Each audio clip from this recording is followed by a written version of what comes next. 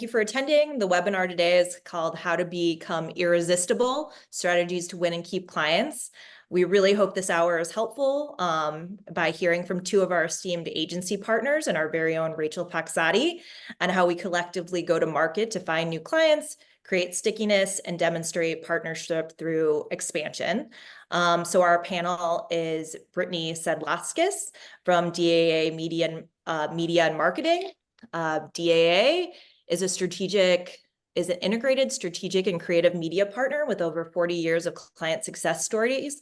DAA is based in Baton Rouge, Louisiana, and touts an impressive list of national, regional, and local clients for whom they provide full service media solutions. Britt, thanks for joining.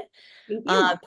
Next is Dave Miglin from Strategic America. They were founded in 1980 and are a full-service integrated Des Moines advertising agency specializing in public relations, digital, traditional, direct response, and creative solutions.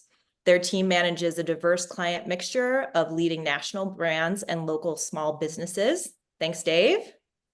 You're welcome. Thanks.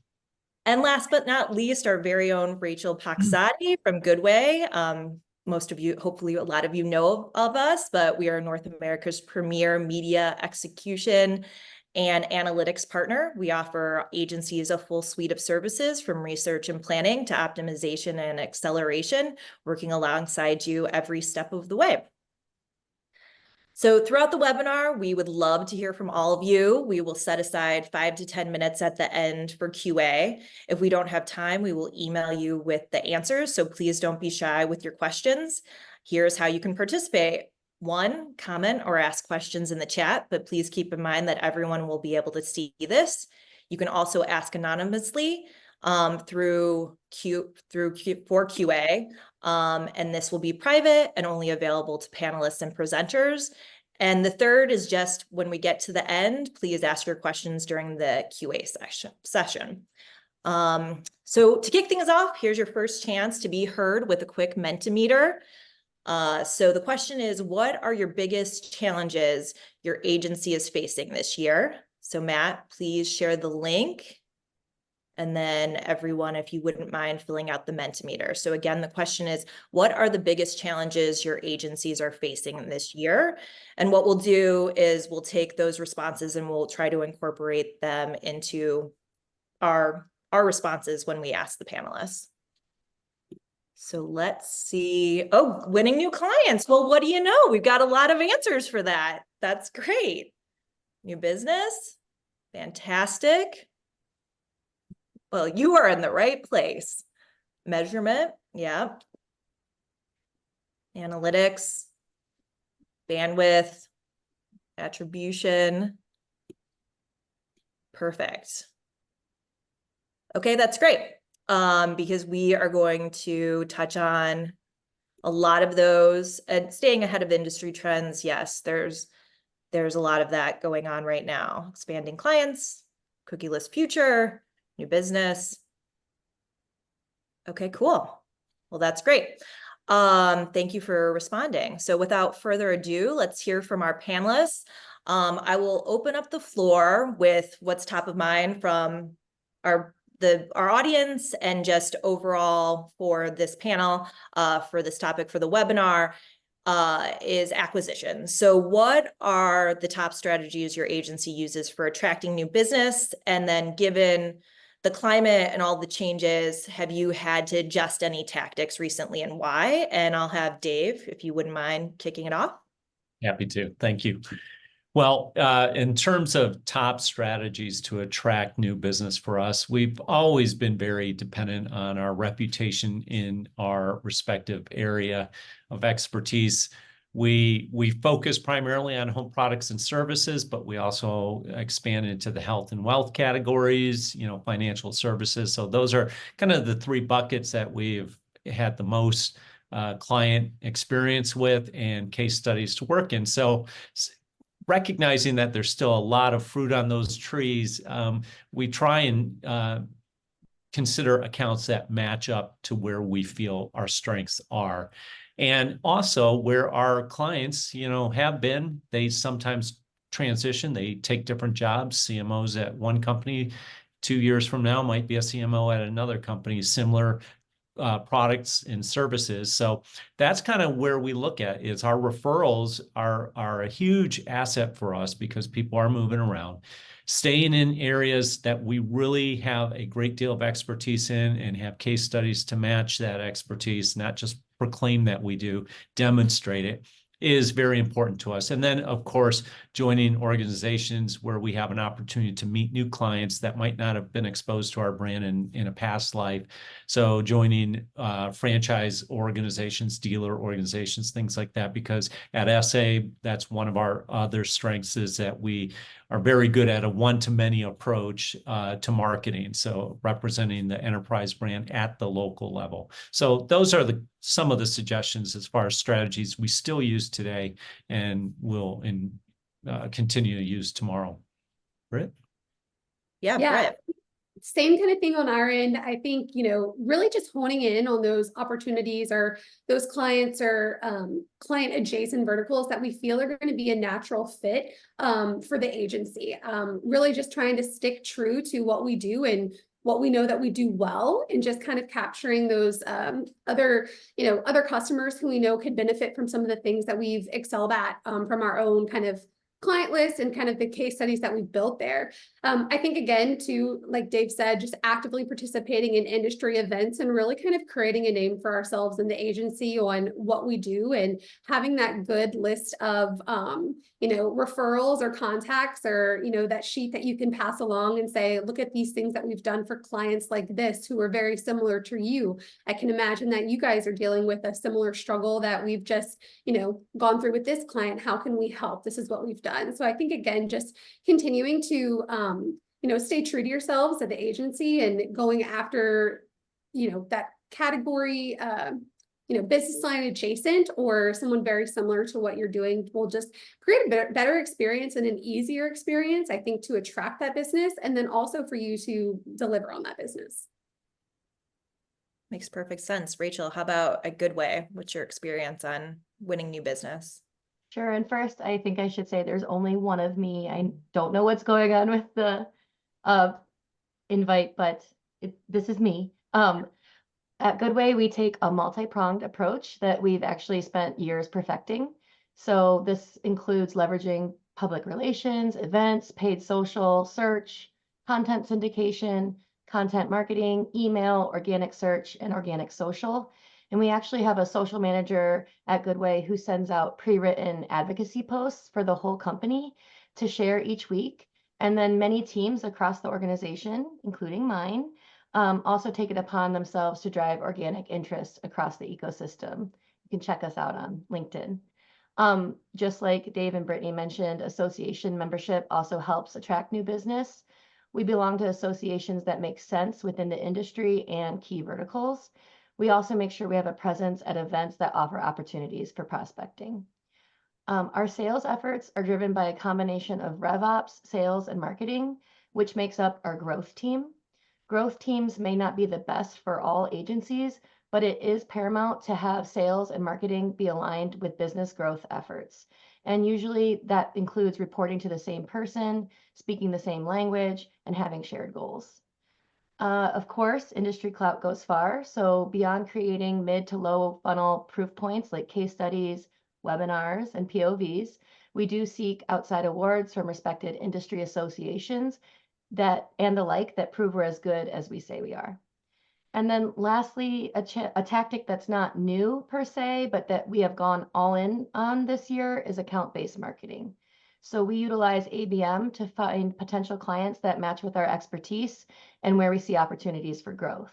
That way, we focus inbound and outbound marketing efforts on prospects that match our ideal client profile.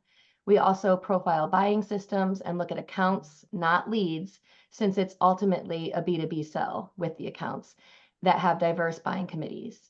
ABM is not necessarily the best strategy for everyone, but taking an accounts-based approach could be helpful with lead management. That totally makes sense. Some things that haven't come up, but just wondering your thoughts on are like agency firms that help with referrals or websites. Do you guys have any take on using those? Because I know that those are tough to keep up with. Just any thoughts there? We at SA have partnerships in those spaces, but I would say that while they're sometimes good for getting an RFP exposed to us that we might not have seen before, or helping us learn about a particular market or client, I'm not seeing that alliance by itself being the driver for the engagement. It really is, it's nice to have an introduction and a warm introduction at that, but it really rests solely, I think, on not that relationship, but the experience of us as a new partner to this prospective brand, having the real experience, tangible, demonstrable experience to do the work that they would want us to do for them. And so that's where, you can you can lead the horse to water, but they won't drink it unless they believe that you are really the right fit. Yeah, that totally makes sense. I'm hearing a lot about natural fit, categories that you already do well in, making sure that you have the right reputation in that category to make that fit and have that referral. How do you get referrals? I think everybody wants to know, like, if that is our main driver, like, how do you keep them warm? How do you find them? And how do you make sure that they maintain like a high quality, that they're a good fit? And Britt, what is your take on like overall referrals? Yeah, absolutely. I mean, I think referrals are, tend to be your highest quality leads, with a likelihood of, a higher likelihood of conversion. I think that, anytime a referral is coming to you, it's coming from somebody where you've already built trust and credibility. And oftentimes that's really hard to do from other forms of marketing for the agency. So for us, a referral is, probably the best way for us to really kind of decide, okay, this is where we're going to focus efforts. We're going to dive in, assuming that it is going to be something that we want to pursue. But for us, like that's the best type of review we can get, is when a satisfied client is going to refer us to their network and kind of really just spread that like word of mouth, because they are basically vouching for you and your ability to deliver results. And whether we end up partnering with that person or not, I think just having that ability to make the connection, at least kind of, shoot your shot and show that, you do know what you're doing, and whether they choose to work with you or not is ultimately up to them. But I think just being able to continue to demonstrate that level of professionalism throughout that whole process is what will ultimately, pay off in the long run, whether that initial lead comes to fruition or not. And then I think more than anything, just continuing to like foster that loyalty of, we like to take care of people that take care of us. And so continuing to maintain that, I guess, that open conversation with your clients that are providing those referrals, just by making sure that you're doing your due diligence and being respectful, and making sure that we're continuing that conversation and allowing them to, come to those decisions of whether we're going to partner or not at a later time. But I think that showing that appreciation and making sure that our clients feel that if they send us a referral, that we're not just going to brush it off, that we are going to do our due diligence and speaking with them and spending that time, because we want to make sure that when the time comes that they do it again and again, so that it's not something that they feel like we're just passing the buck on. Absolutely, Brett. Yeah. And I totally see that from being a partner with you every day. That totally makes sense. Dave, how about you? Yeah, I would echo that almost verbatim. I think that's probably universally true with most agencies, is maintaining those relationships, but nurturing those relationships too, with the expectation that event will happen at some point in no matter the longevity you have with a client. People move around, right? Careers are blossoming in some cases, and so 3 wide, 3 deep is a philosophy we strongly believe in at SA, to make sure that your primary contact is taken care of, but you got to stay in touch with the person above them and the person that might be an heir apparent should that contact leave one day. Who's that person that would be a natural fit to go into that role? Oftentimes promotions are just a waiting game, right? In most organizations. So you want to think about who could potentially be the next person you're dealing with. when that can be decided. And of course, outside parties and when they move to a new business, staying in touch with them through LinkedIn, helping people. If some people have left an organization, maybe there was a layoff and by no fault of their own, they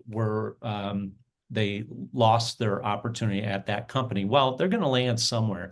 So helping those clients find their next home is also a great way of pretty much ensuring that you're at least going to be considered for the new opportunity when that day comes. So I think that those we're in a relationship business, and that's what it's about, is helping each other and looking out and finding those opportunities for them.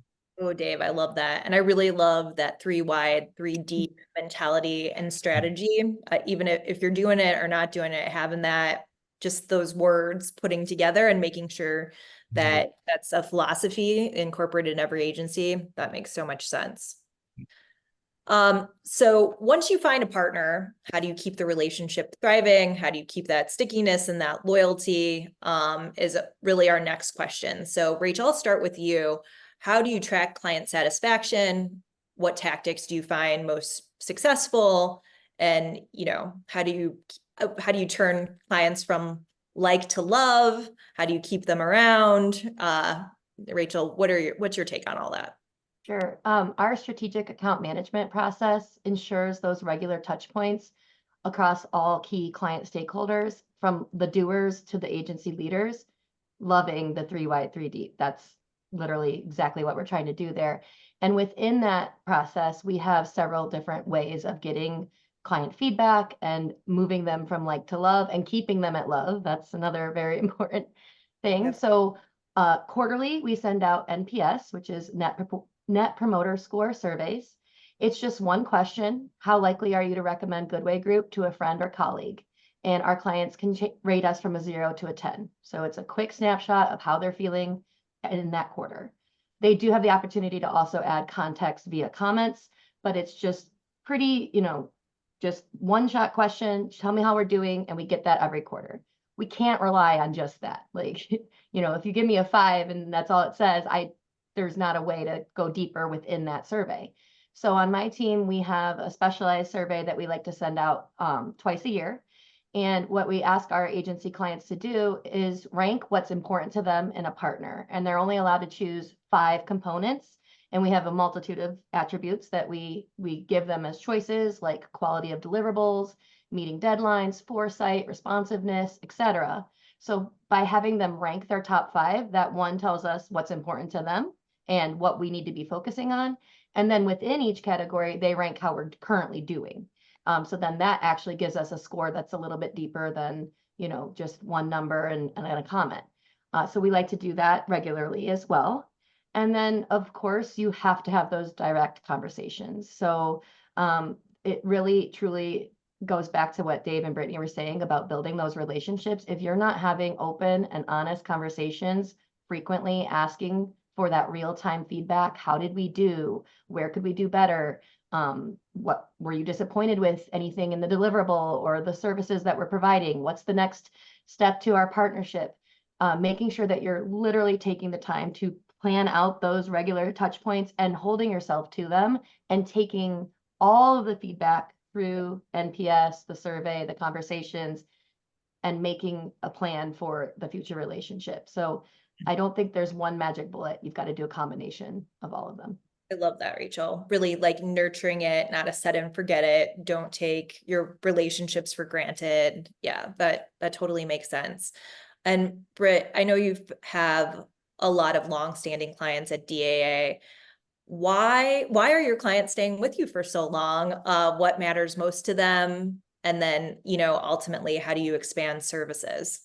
Yeah, absolutely. We've been really fortunate at DAA to have really high retention rates when it comes to our clients. And that's really unheard of almost in this industry now, where agency turnover is so high. And so we've obviously done a lot of digging internally to try to figure out, okay, what are we doing right? Like, we know we're doing a lot of things right, but like, what is it really? And I think it's just continuing to position ourselves as not just, oh, we're your media agency. Like, we want to be a business partner to you, like shared services. Tell me what your problems are. What are you guys struggling with? And like, how can we create a solution or provide a solution that's going to help solve that problem for you? And then I think, again, just, trying to get your claws as deep as possible to make it hard to make yourself hard to get rid of, you need help with this facet of your business. Oh, well, what about this? Like, this is what we can do for you on that. Oh, you need some creative services too? Oh, we can do that too.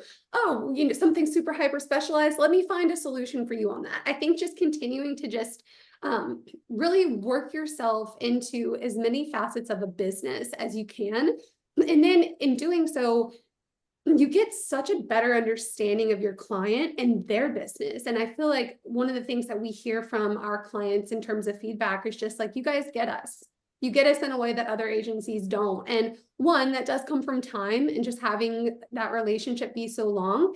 But it's also the fact that we truly care. It's like their livelihood is our livelihood. And so I think just taking a look and treating each one of our clients, the largest client to the smallest client, the same level of service across the board, is what has really set us apart. And I think it's given us that authenticity to make our clients to understand that, like, if they're unhappy with something, or if they have a problem that they need help with, that they can come to us, and we're not just going to sell or try to get them to spend. It's like, sometimes some of the projects that we're working on for them, like, aren't necessarily profitable. And that's okay, because we have the bigger picture in mind. And so I think that that comes from building trust. And I think that comes from just being willing to be that true partner, not as just I'm a body in a role at an agency. I am invested in you. I want you to invest in me.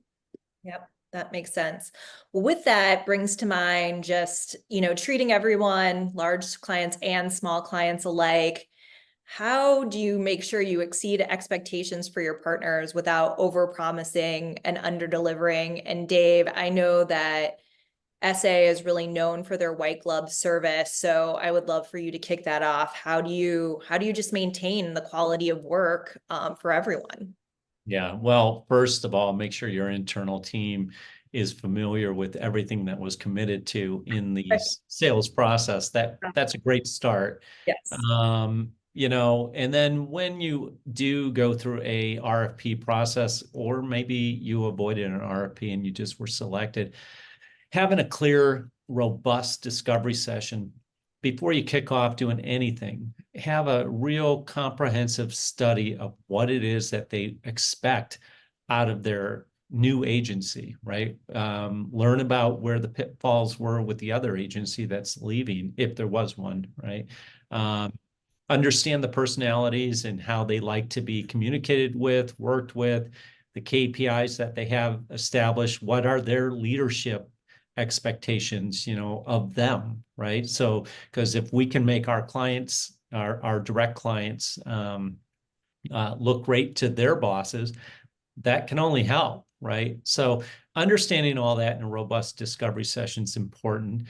It's important because you as an agency need to assign the proper amount of time, and there's financial obligation there too. Nothing worse for an agency than to have scope creep, where you hate to have that hard conversation. Hey, client, we talked about doing this, but you're going beyond what we talked about. So now I got to ask for more money. It's an uncomfortable situation. Some people are great at that, but we always think that creates a level of kind of, why didn't we understand that beforehand?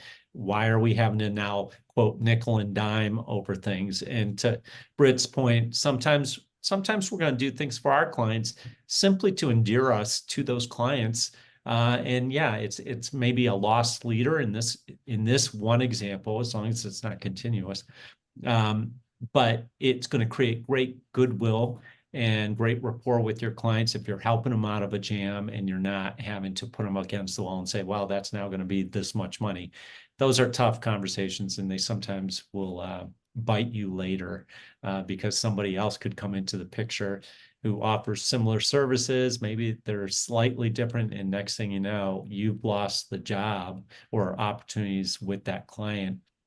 And I love Britt's analogy of having more things, and I associate it with a tree. I tell my team members all the time. We are planting a tree, not a weed. A weed is easy to pull out of the ground, but think of the smallest tree you can think of that's been there for longer than 2 years. Good luck trying to pull that one out of the ground. The more roots you can put into your client, the harder it is for them to take you out. And that's important in a day and age when people just undercut on price, and we don't want to be in a price war. Yeah, that's a sage analogy, Dave. I love that. Yeah. Britt, how about you at DAA? How do you manage scope creep?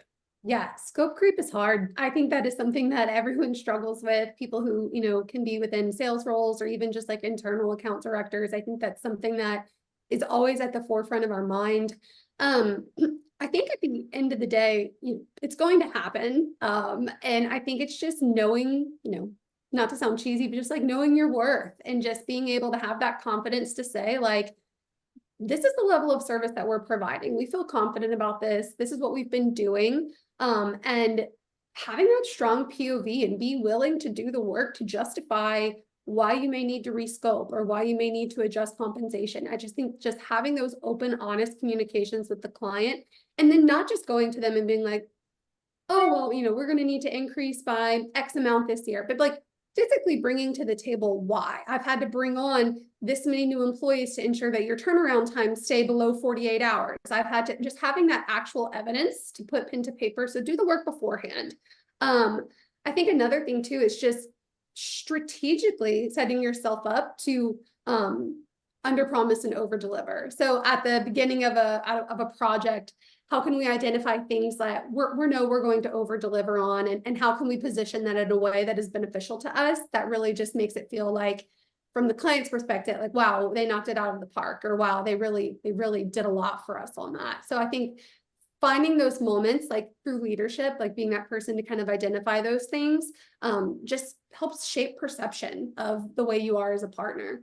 And I think the last piece of this is really more internal focus, but just continuously encouraging and guiding your team to innovate and adapt. And scope is going to creep. You're always going to have clients trying to get you to do more with less. And so I think that we have to look internally and look at the teams that we work with and say, okay, what can we change? How can we pivot? Where can we streamline? Where can we change a process? Like, and really being able to hone in and find what those hurdles may be, and developing systems to try to smooth them out before your next project launches. That way we're continuously optimizing our efficiencies in that way, which helps offset some of that scope creep.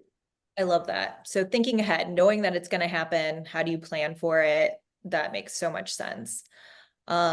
So in talking about, so we've found the clients through referrals, we've built the relationship through strategic investment and thinking about a long-term plan and planting those roots, as you said, Dave.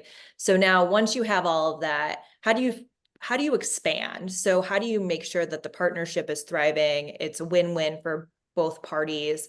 What are some of the top strategies your agency uses to upsell services with new and existing clients? And Rachel, I'll have you go first for that. Sure. So this year we rolled out Media Plus, which is exactly what it sounds like.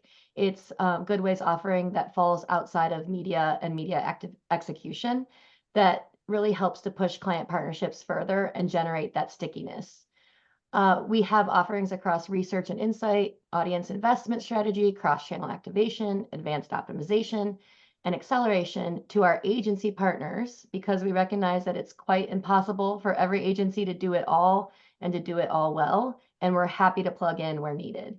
Yeah. For example, I have an agency partner that struggled with building timely reports across many data sources for their clients. And so we actually built them a bespoke dashboard via Sigma that ties all of their data from programmatic media to email blasts to endemic advertising all in one place.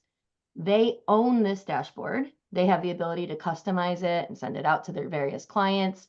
And they literally are able to run a dashboard system via our partnership.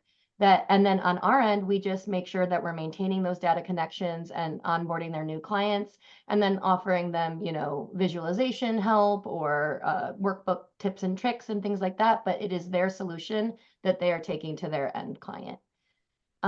Another thing that we've done, and I've actually worked with Dave's team on, is we have done organic growth workshops. So with Strategic America, we went in and we outlined SA's offerings and strengths, and then analyzed each account that they currently had to find where there were opportunities and needs. And then we kind of mapped out where SA could bring their expertise to the table and essentially pitch for other lines of business within their accounts. And then my favorite thing on our team is we have what we call team magic wand conversations. And it sounds cheesy, but during various points in the year, I bring the team together and I tell them you have a magic wand. So budget, time and resources are not a blocker. So if you had that magic wand, what would you do to deliver business results to the end client? What would you recommend? And it's just fascinating that just saying that, like, there are no limitations, give me your ideas. All of a sudden the innovations start flowing, the elevations start coming out. And yeah, sometimes budget does become a blocker, but you at least tell the end client, we were thinking about this. This is why it fit. We really want to roadmap this for our future partnership. And sometimes it's literally, you get them so excited about this, that what came out of this team magic wand, that they actually sign off on it, and you've got your upsell right there. Yeah. And I love that, because like the ideas come by asking the questions, and maybe it's not, you can't take advantage of it right at the moment, but planning ahead, finding what those blockers are, blocking and tackling all of them, finding out where you can do that. That's, creating that long game is a great idea. And Britt, how about you? How does your agency think about expansion? Yeah, I think that, agencies are, continuously trying to like silo in expertise. And I think from DAA's perspective, like, we're steadfast and we're offering still all solutions, omni-channel solutions, traditional and digital media. And so I think being able to come to the table with something that is going to allow a single point of contact and a true media agnostic approach to planning is what kind of helps us naturally upsell. I think that could be an example of, a lot of times clients will come to you with something like very specific in mind, like, oh, I want to do streaming audio. Well, it's like, oh, okay, cool. Well, we can do that, but we can also do AM, FM radio. Have you thought about that? This is how we can extend your reach. So I think just being able to have multiple solutions that you can bring to the client and just help educating them on what that full funnel, what that full strategy looks like has been really beneficial for us. And I think too, it's, we love to do an option A, option B scenario. So it's like, here's the plan you asked for, and here's the plan we recommend. And I think them seeing like that they've checked these boxes, but we've also made the business case to say, well, these are the expectations that we think we can deliver if we also do X, Y, Z. Maybe you're not going to get X, Y, and Z, but maybe you get one of those. And I think that's a success. Totally. And maybe next time you get all of them, because you plan and had the conversation. Love that. And Dave, how about at SA? Much the same as what Rachel and Britt has just spoken to. I think the same applies to SA in many respects. We strongly believe that you got to make sure your clients know of all the things that you do. Sometimes we forget, or we assume that they've been on your site, they understand the scope of what you can help them with, but sometimes you just are invited to work with a client on a project-to-project basis. They just need you for a moment, but if they learned all the other things that you do and the level of expertise you have, then they might start expanding. That's happened multiple times with clients. We came in on a website project, for instance, and then we get SEO with that. Okay, well, that's great. That's a bundle buy, and we love bundle buys, right? Have them make sense. But did they also realize that we are really great at paid media or social or some other facet, creative and branding? Maybe they want to do a brand refresh. So just make sure that they understand the things that you do fully, so that you can at least be considered in the process. And more, we're seeing agent clients are really not looking. It's not as often, at least we're seeing, not as often that we're seeing AOR business where they're giving you everything. They usually might have a partner over here that does something in the social space, and they've got an in-house team that's handling the web. And then you got somebody else who's over here.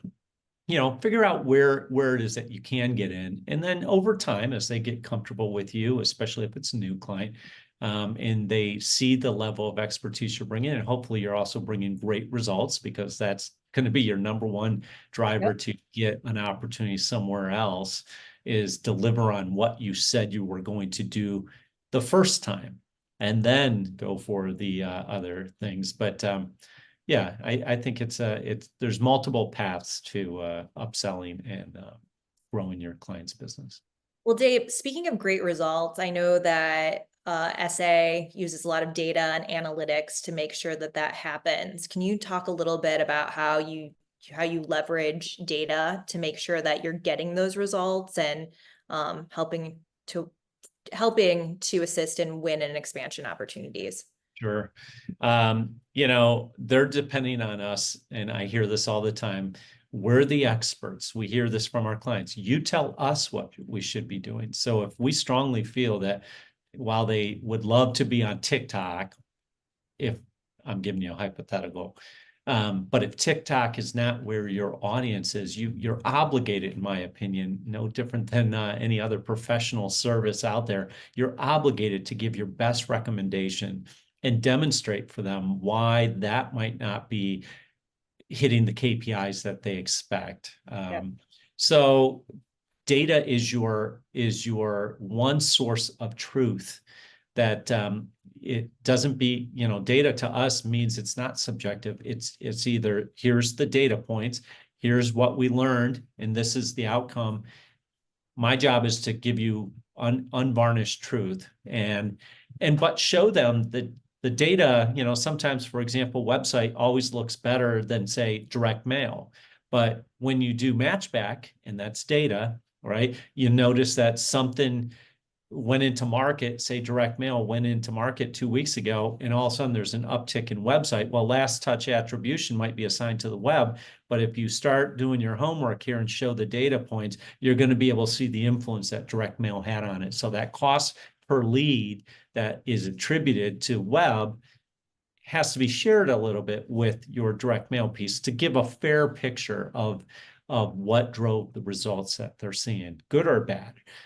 So we really rely on data to help profile our customers. We do always 3 years worth. After COVID, COVID was a weird period, right? So we actually had to go back to 2019 data and factor in COVID too, but we all know if in home products and services, as one example, everybody was investing in their home. Well, that might not be so true today when people are vacationing again. So you can kind of see how you really have to make sure you're seeing a real story there, not a moment in time. And so data will help you be impartial in making recommendations, whether it's to grow into a new territory, do the customers exist there?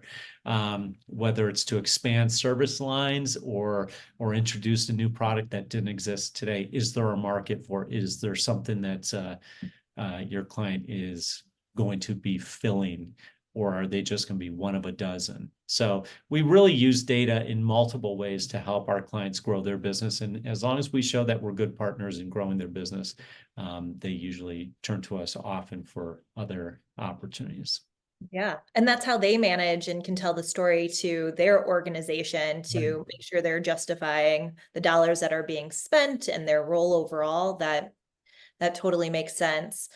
And with that's kind of makes me think, like, with the data and being knowledgeable and, we are the experts, how does being the expert, how does that play in understanding your client's business and channels more than they do? And how does that really help with expansion opportunities? And Britt, I'll have you go first. Oh, and you're on mute. We couldn't get away with that for the whole. I know. I just ruined it for everybody. I think from our end, our clients' problems are not unique problems. I think that people who are in the same type of vertical or in the same industries, they all pretty much are going to have a shared, they're going to have shared wins. They're going to have shared opportunities. They're going to have shared struggles. And so I think that just being able to speak again with this like longevity of these relationships, being able to say, Oh, yes. A couple years back, we dealt with this with another one of our clients, and XYZ, this is what we did to improve the solution. And I think that this could be a good application here. So I think just, again, just knowing their business, knowing the ins and outs of kind of like what complicates their business or what are some of the hurdles that they deal with, allows you as the agency to kind of like have foresight and try to, again, reiterate yourselves as that expert, because you've got that legacy knowledge of the business or of the vertical. So I think that, again, being able to kind of predict, maybe like, you have like an established brand and you want to try to go after, start looking into some of these emerging brands. I think being able to say like, hey, I've been working with this client for the past few years, and they've also had some major expansion and they've had a lot of growth. Like, this is how we've navigated that, and this is how we can help you do that too. So I think it just continuing to kind of just present that case study, speak to them in the language of which they talk about, like speak the language that they speak. And then I think just building in that credibility of yourself is just like being that expert and kind of being that person that they can rely on to help them navigate those media struggles, or just that education period that a lot of, I think, new and emerging brands need, is really important. And then the second piece of this is, for us, a big piece of our business is multi-location based. And so there's a lot of shared knowledge that we can bring across markets. And so this works whenever you have a lot of influencers or a lot of decision makers in the process, down to the general manager level, all the way up to a CMO level. I think just being able to carry across knowledge and share, and be able to identify at the most granular level, but then also bring that up to a macro view to when you're speaking to a CMO or somebody in the C-suite. I think, again, just helps solidify that, like, even down to the individual market or in the individual stakeholder, that we have a name there, we have a presence there, and that we're continuously working in their favor across all levels.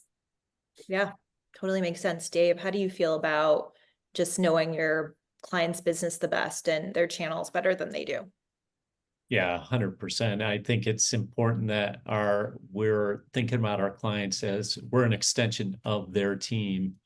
And I think it's imperative that whenever possible, I know it's not logistically possible all the time, but whenever possible, you get with the sales team themselves at your client, not just the marketing team. The marketing is representing their service or product. And yes, they can kind of shed light on the sales process and the challenges or conversations taking place in the field. But when you actually go out with a sales rep, you hear a lot more about what's really happening. You get to understand what's working, what's not, where their frustrations are, how can we help.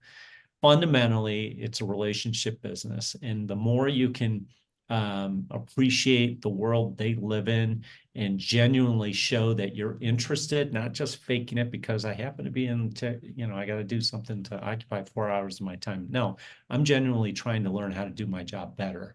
I'm trying to treat your money as if it was my own. And I know that's a lot of bravado, and a lot of people say those things. But when somebody feels authenticity, whether it's, think of your own relationship to whatever consumer brands you work with, or when you go to a restaurant, somebody walks up and asks for your order, you're thinking about the way that you are treated and the genuine interest in knowing what you want and how can I deliver it. And can I deliver? I think one other thing that needs to be said, and it's imperative for a customer relationship to be truly authentic, is if you feel like you're swimming out or you're flying over your skis, right? You're swimming outside your lane and you think that there's a better option for your clients love it when you say, this you're getting really beyond what we normally do, but we have a great partner that we work with. You still can be in the picture, but you're going to deliver a better experience, and they're going to have more confidence in you that you aren't just trying to take the money and run or treat them as a guinea pig where you want to expand your own business. on their nickel. I think it's imperative to know where that balance is. Certainly we want to grow into new areas and innovate, but sometimes if there's a desperate need to get it right the first time, it might be worthwhile to bring in a partner that really can do it well. It will make you look better. It'll make your client more successful. And that at the end of the day has to be your North Star at all times. Well, Dave, we love to hear that because Goodway has a lot of partnership solutions. So thank you for a little plug, hopefully, to Sure. Goodway. Anything. Well, that is all the questions that I have, and we are exactly at time. So that never usually happens. I'll take a look right now, and see what sort of questions we have in the QA. The first one is, how do you evaluate what associations it's best to be a part of? And whoever can go first. Britt? Yeah, sure. For us, our largest clients that we work with are in the QSR and restaurant space. And so for us, it's taking a look at the trades, a lot of it, watching some of the QSR magazines and see who are some of those larger brands and where are those decision makers going, like where are the marketing teams going. So I think it's just like finding where our clients are going. So if, I think having those conversations too with your clients can be really beneficial, and just say, hey, we'd love to partner with you, or hey, we'd love to treat, we'd like to take you to this, come with us. I think that is a good way to kind of just have the open conversation. Doesn't necessarily need to be secretive behind doors where we're trying to sneak our way in. I think it's just being the people who are making decisions in your business. What kind of conferences are they going to? Where are they going? And kind of following suit. I think that totally makes sense. Dave, you got a direct question for you. How have you been able to meet the sales teams at your different clients? Oh, this is a really good question. How do you bridge the gap between the main contacts and other departments in those businesses? Flat out ask for it, to be honest with you, Michelle. You just go right in and you explain to them why you feel it's important to do this. I think and it's not a heavy lift to demonstrate why it's important. They are that front line. They are the ones engaging with the customer. Well, if we're trying to do marketing that's going to attract more of those customers, we better understand it from their perspective. And so we flat out, when we set up a client for the first time, especially, we set those expectations early that we think that that's imperative. To understand it from their chair, and even if it doesn't violate any kind of policies that they have internally or an insurance obligation. So for example, you wouldn't be able, if you're dealing with a HVAC client, chances are you're not going to actually be touching the HVAC equipment. But while I'm accompanying my client to a home, I'm engaging with that homeowner to learn a little bit more about how they find this, what were their needs, what do they feel is, the pros and cons of doing something. So it really is, it's a sincere effort to learn about their business from all perspectives. We can do our job so much better and not miss a step if we have all the information we need. After all, we are a partner, and that's what partners do. Yeah. I'll just throw in, if you follow Strategic America on LinkedIn or social, you'll see that. And it's one of my favorite things. Like weekly, I'm seeing Dave's team and Dave, in the field. And I think that's just incredible. Thanks. Britt, we've got a question for you. Do you have examples of a way where you've set aside opportunities up front where you can over deliver, or how do you uncover ways to over deliver? Yeah, I think the easiest way, and the thing that comes to mind the most, is lead times. Clients want things fast, and they want it reactive. And I don't know about other people, but I know from our end, a lot of times, like, we're working in real time with the client. And so like whatever is timely for them has to be timely for us. And so I think just saying, from launch dates perspectives, like, oh, surprise, we have a new piece of creative that came in today. It's going to be X days for us to turn it on. While that may be standard and that may be usually what we need to do, I think being able to let the client know that you get them and you get the importance of what they're trying to do there. And so you've done it on your end. getting something live within that 24 to 48 hour window instead of that 5 to 7 business days window. So that to me is the easiest way, and probably what I would say is the most common way that my team really over delivers in that way. And I think that just listening to your client as you review reporting is obviously important, Yep. that seems obvious, but like as you're going through reports, be like, oh, it would be so cool if we could see the data this way, or it would be so cool if we could see it grouped by region instead of by market. So, and then the next time you go, it's like they don't have to ask you again, you just bring it to the table that way. And so I think just keeping tabs on what the client brings up and not necessarily being like, oh, well, do you want me to do that next time? Just do it. Just knowing what they want and knowing what they like, and then making sure that things are that way all the time.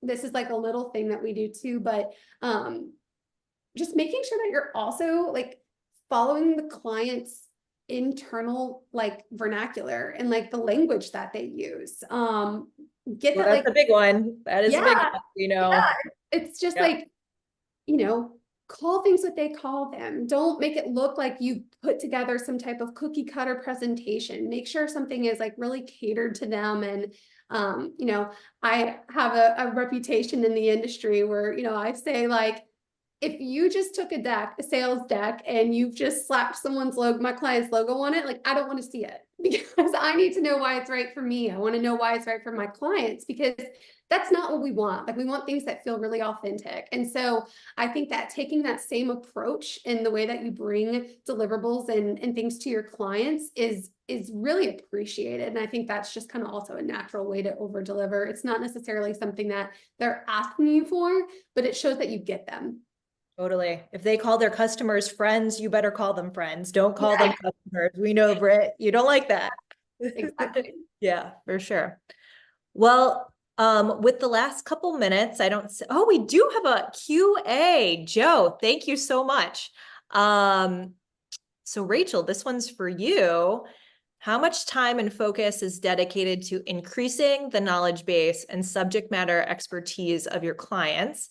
Do you find this tactic to be a great way to grow revenue, upsell, and cross-sell services, and more importantly, build trust? That's a great question. I'll answer the second part first. Yes, right? So I think sometimes it's hard to say, I spent X amount of time teaching something else, or like Britt was saying, like adjusting my reporting to meet the client's language and showing them, what channels are driving the end sale or whatever. But the more you can spend on increasing their knowledge and educating and getting them to see why I'm so excited about the results, or why this is important, the stickier you become, but also that trust factor just grows, because you're not just slapping their logo on a regular old report, or just, telling them how many impressions and clicks they got and leaving it at that. So yes, Joe, I love this question. And I'm okay with me and my team spending that time on something that's not necessarily tangible, right? Like, oh, I spent time educating about this or researching so that I know what I'm talking about, but it builds lasting results and most importantly, that trust. And Joe, I don't know if you know, but Rachel is an educator at heart. So that is like the core principle of everything she does. She wants to learn. She wants our clients to learn. So that was a particularly great question for Rachel. Mrs. P, as my students used to call me. Mrs. P. Perfect. Let's see. Any last call for questions before I just go to the last little round robin for the panelists? Okay. So just as far as all of us are concerned, based on this conversation, what is your one takeaway that you've gotten or that you want to impart on the last men and women standing on this call? I think from my end, a common theme that I think we've said over and over again is just knowing your client, not stay in your lane, be willing to go and expand and grow from your perspective, but also recognize your own weaknesses and what you may not be good at. And that's going to give a better experience, and keeping resources to improving the things that you know and widening that net and focusing in on that, I think is what ultimately is going to set you up for the most success. And so I think just be willing to get your hands dirty and really understand what your clients and their business needs are. Yeah, from my standpoint, being authentic, it's a relationship business. People can see through sales BS. And really, I think keeping your team sharp. We're in a time in marketing and communications today where everything's moving at lightning speed, and AI is only forcing that even faster. It was already going fast. So, it's imperative that you keep your team informed, that it should be a requirement as far as working for you, in my opinion, that they have to have a certain level of education to hold the job, because it's moving that fast that if we don't stay up on it, it's only going to get worse. And our clients won't be as well served as they could be. But I do think that it is a relationship business, and I do think that that will never change. And the more you can show interest in your client's business and treat it like your own, the more likely you're going to have a long-term relationship with that client. So true. Rachel? I think a theme that I heard in like every single answer is always, yes, we're in the business of client service. So if they ask for something specific, like, yeah, we're going to say, yes, I can do that. But always thinking ahead. Yes, or yes, and have you thought about this? Or like Dave's TikTok example. Yeah, you could do TikTok, but your audience isn't there. It is our job and responsibility to be that trusted partner, but advise and educate and move that along and not just be order takers. And the other thing is that I'm taking to my team is the 3 wide, 3 deep mantra. I'm just going to start using that daily because I love it. And it really, is a simple way to show what we're trying to do here with our relationships. I love that. And one super easy one that I heard, especially at the end, was like, just listen, Britt, like listen to what your clients are saying. And Dave, I loved, you said, just ask. You want to know an answer? Don't be afraid, just ask. So those are like listening and asking, kind of what the principles that you get in kindergarten or whatever. Sometimes those simple principles are the ones that you have to remember the most. Exactly. Awesome. Well, we are right at time. Thank you everyone who joined today. Thank you to our panelists. It was great to spend an hour with all of you, truly. So thank you so much. And I hope everybody has a wonderful Thursday. We made it through half the day. So Thank you, congrats to Jen. us. Thank you. Congrats, everyone. Yeah. Bye. Thank you. Thank you.